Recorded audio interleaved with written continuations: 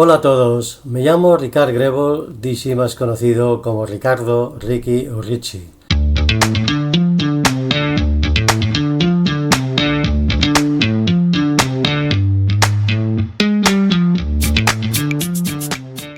He pinchado desde el 71 hasta el 87 en varias de las discotecas más conocidas de Barcelona, entre ellas Trauma, Psicosis y No.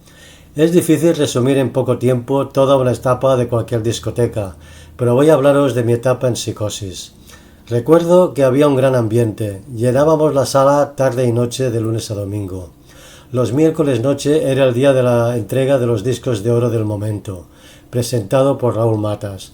Por allí pasaron varias figuras del pop español e internacional.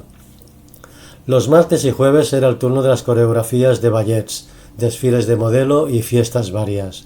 Los domingos noche era el día del fútbol. Se retransmitía en directo desde la pista por Radio Cadena Española y se entrevistaba al deportista invitado de la semana.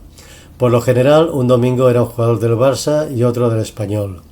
Quique Guas, que era el director y presentador, y recibía llamadas telefónicas en directo preguntando al entrevistado. El local tenía un juego de luces extraordinario dentro y fuera de la pista, por lo que la clientela, aunque no estuviera dentro de ella, formaba parte del espectáculo.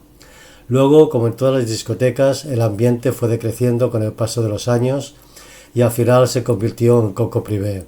Un abrazo para todos los colegas y seguidores del grupo.